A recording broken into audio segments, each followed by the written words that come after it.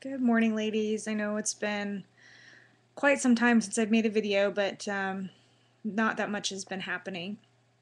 Um, After our second attempt at IVF, it was canceled again, as you know, and it was poor ovarian response, basically. I just was not responding at all to the drugs, and my estrogen level was not rising. So we did meet with our doctor, and she was concerned that maybe some event with my egg quality has happened since our original AMH test. Our original AMH test back when we started this, probably like 5 months ago, was in the normal range. It was on the bottom of the normal range at 0.96 for our AMH.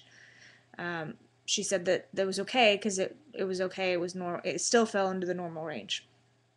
Anyway, so after our failed second attempt at IVF, she suggested that we rerun a day 3 FSH and redo the AMH test to make sure that things were still in that normal range. So I called last week, and my FSH results were in, and ideal is below 10, and mine was 13.8, so my FSH level is elevated, which was not good. But we're hoping that when the AMH came through, it would give us some hope as to the quality of the eggs left in there. Yesterday I called and got my AMH result, and normal is 0.70 to 3.5, and mine was 0.45. So it was low, definitely low. Now, the confusing part of that is that before we started our IVF cycle, they ran an AMH, so that was like 4 or 5 months ago, and it was 0.96, which was normal. Fell well within the normal range. So in the last 5 months, my AMH went from 0.96 to 0.45. So we're waiting for the doctor to review that blood work and let us know if she wants to meet with us or not. But it looks like with those results, it's pretty clear to us, but we are still waiting for her opinion, that she's going to recommend donor egg. It's known that with AMH as low as mine is, the general consensus with IVF is poor ovarian response or lack of response entirely, which is exactly what happened to us. So it sucks. But, we've kind of had a lot of time to think about it and know that it's coming. And I have some friends that have a child through donor egg, and you know what? They don't love that child any less. It still sucks. But I guess it's like adoption, really. You just because they, are not your DNA doesn't mean you're going to love them less than if they were your own DNA. The good news is my doctor did say that there's no reason why I can't carry a child. So I feel like that will be my way to bond and build that bond early with our child. So I've been scouring the internet for donors and looking at agencies, and it's freaking expensive. And then my clinic does do a donor program, but you're not allowed to see photos of them, I guess, because they're local. So that's kind of a little bit disturbing, but it's a lot cheaper. It's only about $18,000 to do donor egg through our clinic. So I don't know. We're gonna see what the doctor says, and then probably meet with their donor coordinator and see if she feels like she has a match for me, but taller. And anyway, so we'll see what happens. But I'm just trying to stay upbeat, and the main thing is I want to have a child, and I'm happy that my husband can still father that child even if I can't be the biological mother. So that's good.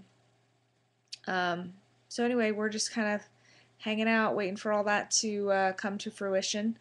We've decided not to share any of this with our family and friends. because we don't want them to look at our child any differently or ever say something hurtful about them not being biologically related. I don't know that that would happen, but you never know. The other thing is, I feel like it's important for us to be the ones to tell our child that they are from an egg donation versus having, a family member tell them. And I'd rather tell them when they are able to comprehend that information, and I'd rather be the one to tell them. So, and it's not like a 2-year-old is really going to understand, or 4-year-old or 5-year-old is really going to understand the fact that they're biologically not your child. But it's not that we're going to make it a big secret, but we definitely want to share it at the appropriate time with the child before we share it with the family. So anyway, I think that's kind of where we stand on that. I don't know. Anybody has an opinion on that? I'd happy to listen, because this is definitely a new arena for us. So yeah, that's kind of where we stand. The other question I have for all my followers is, I have $2,300 in drugs. Now, mind you, if we do a local donor egg IVF, I'm sure that we can pass those on to her. But chances are she won't be on a antigen protocol. So if anybody is looking for Ganirelix, I have 4 vials unopened, sealed, and with long expiration dates. I paid $99 a shot. Those are the pre-filled syringes, so if anybody is in need of those, let me know. I will sell it to you for less than my $99 price. I also have Menopur and 1 900 pen of Gonal F. So if anybody's interested, if we can't use them with our donor egg person, then I would be looking to sell those drugs. I don't know. Is there like a website for all of us women who have extra IVF drugs?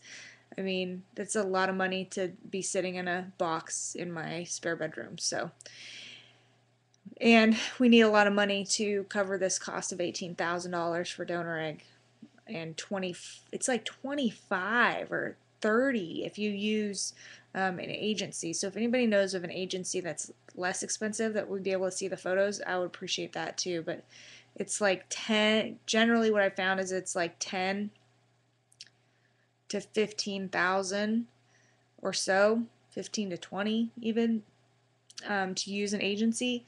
And then you still have to pay for all of the testing of the donor on, like, at your clinic, and then their travel expenses. So it gets way up there.